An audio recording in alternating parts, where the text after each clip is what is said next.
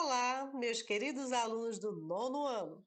Vamos iniciar a nossa 11ª aula de História online estudando em casa. Pegue o seu livro de História e abra na página 74. Hoje nós iremos falar sobre o crash, ou seja, a quebra da Bolsa de Nova York e a Grande Depressão. Essa quebra ela vai acontecer em 1929. Vamos ver aqui os motivos que levaram a Bolsa de Valores americana a quebrar.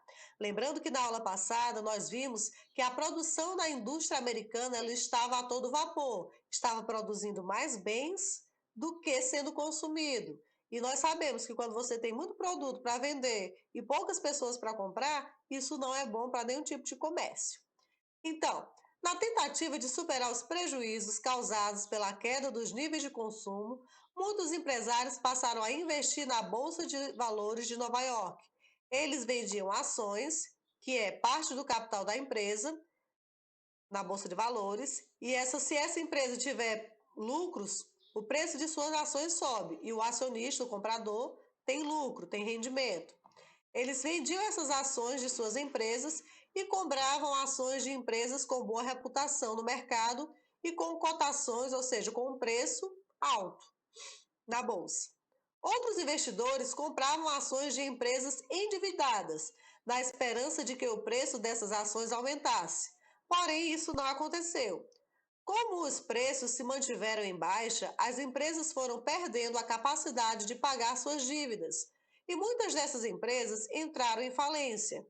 A crise atingiu o estopim no dia 24 de outubro de 1929.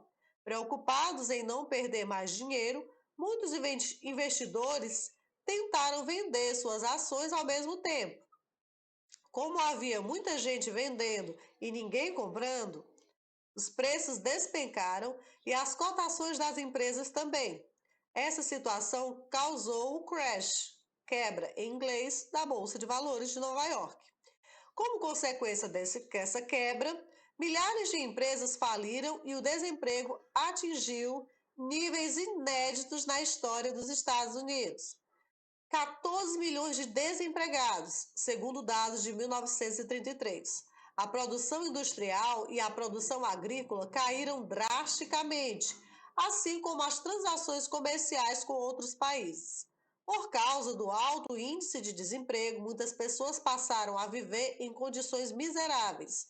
Essa crise, que atravessou a década, ficou conhecida na história americana como a Grande Depressão. Na imagem você vê que durante a Grande Depressão, pessoas que não tinham onde morar se instalavam em assentamentos chamados de Hoovervilles, em referência ao então presidente estadunidense Herbert Hoover. Aqui você vê os assentamentos. Impactos na economia mundial. A crise econômica que abalou os Estados Unidos atingiu direta ou indiretamente todas as nações que tinham relações comerciais com esse país. Isso ocorreu porque o governo estadunidense diminuiu drasticamente sua oferta de empréstimos e suas importações. Havia ainda a grande pressão, desculpa, para que os países devedores quitassem os seus débitos e assim injetassem dinheiro na economia estadunidense. Os países da Europa Ocidental foram os mais afetados pela crise, porque eram os mais dependentes de transações com os Estados Unidos. O Brasil também foi atingido pela crise, pois os Estados Unidos eram um dos maiores compradores do café brasileiro, um dos principais produtos de exportação do país na época. As políticas de valorização do café durante a República Oligárquica incluíam a compra pelo governo brasileiro de parte da produção excedente do produto. No entanto, quando aconteceu essa quebra de Nova York, que coincidiu com a maior safra brasileira de todos os tempos, nem o governo federal, nem os governantes estaduais conseguiram comprar a quantidade de café que lhes cabia. Em 1932, havia no mundo mais de 30 milhões de desempregados, vítimas da Grande Depressão. Porque, assim, todos os países europeus, e nós aqui na América do Sul, indireta ou diretamente, tinham atividades comerciais com os Estados Unidos. Quando os Estados Unidos quebraram, eles deixaram de comprar. Aí os países que vendiam para os Estados Unidos não obtinham mais aquele lucro. Por isso que todos os países foram influenciadamente prejudicados.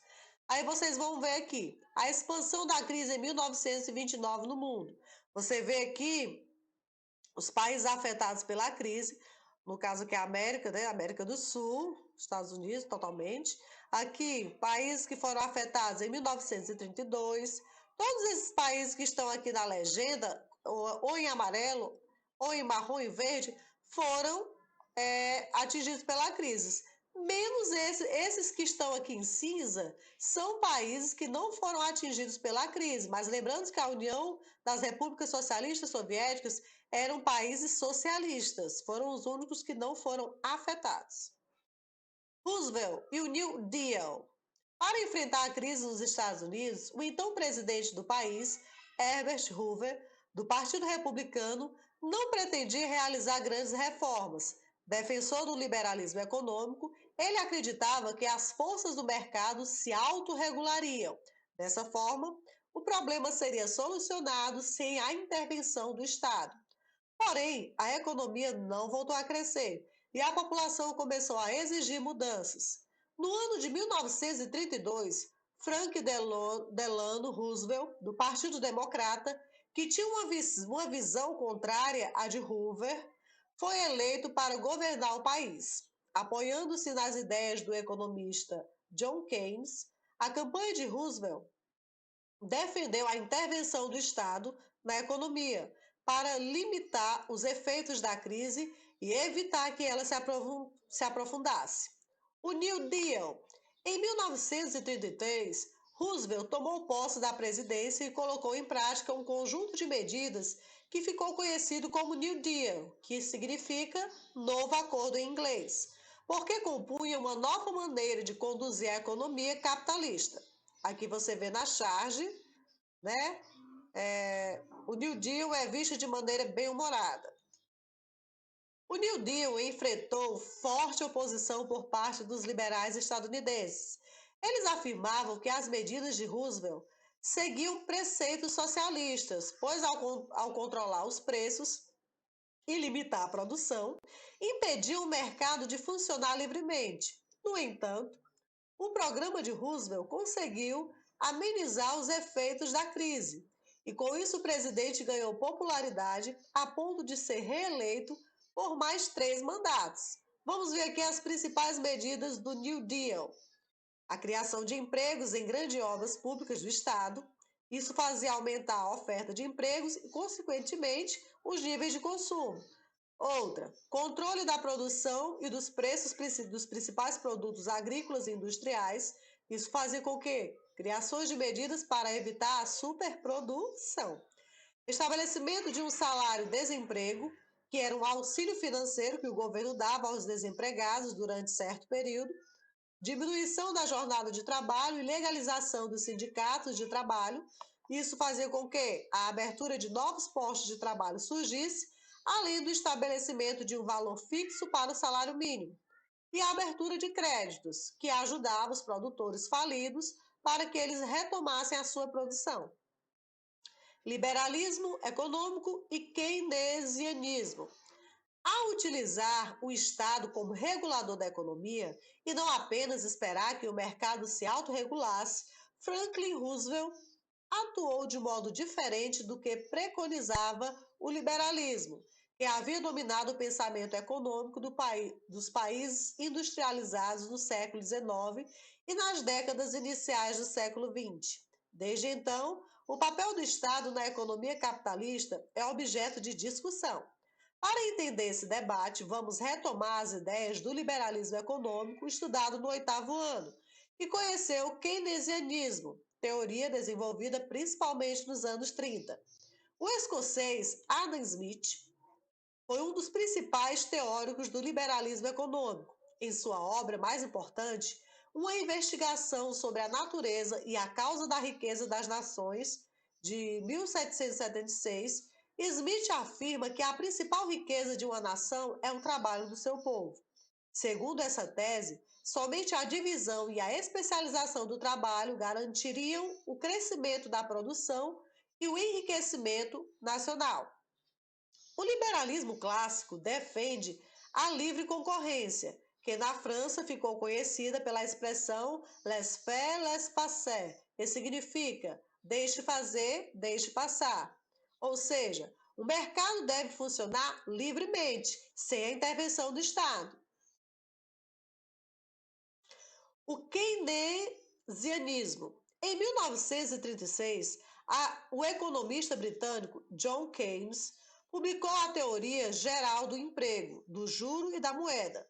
Nela, ele defendia que há medidas relacionadas à economia que a iniciativa particular não é capaz de tomar ou não tem interesse em fazê-lo. Assim, para assegurar o equilíbrio econômico de uma nação, o Estado precisaria assumi-las.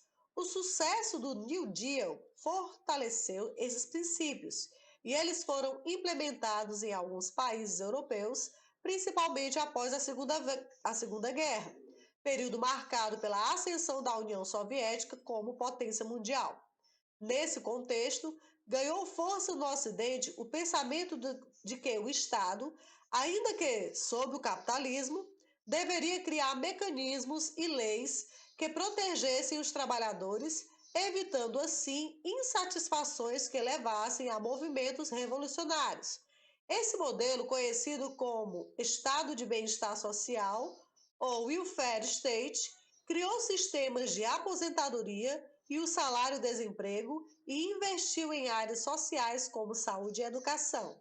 Na charge de Lott, que estabelece uma comparação entre as medidas do governo, a não intervenção e a intervenção do Estado na economia e seus impactos nas estatísticas. Desculpa. Aqui você vê, basta a intervenção do Estado na economia. Aqui você vê, crescendo, basta a intervenção do Estado na economia. No início e depois mais satisfeito com os resultados. Vamos à nossa atividade. Você vai reler as páginas 74 a 79 e responder apenas a esta questão, que tem ABCD. Não precisa copiar este texto, só responda. Copie, né, a pergunta, tem que copiar a pergunta de caneta e responder de caneta. Terminada a atividade, enviar a foto para o meu WhatsApp. Não esqueça de copiar tudo de caneta, letra bem legível. Lembrando que essas atividades, elas vão garantir as suas notas e conto com o empenho e participação de cada um de vocês. Estudem! E neste momento eu finalizo mais o Estudando em Casa.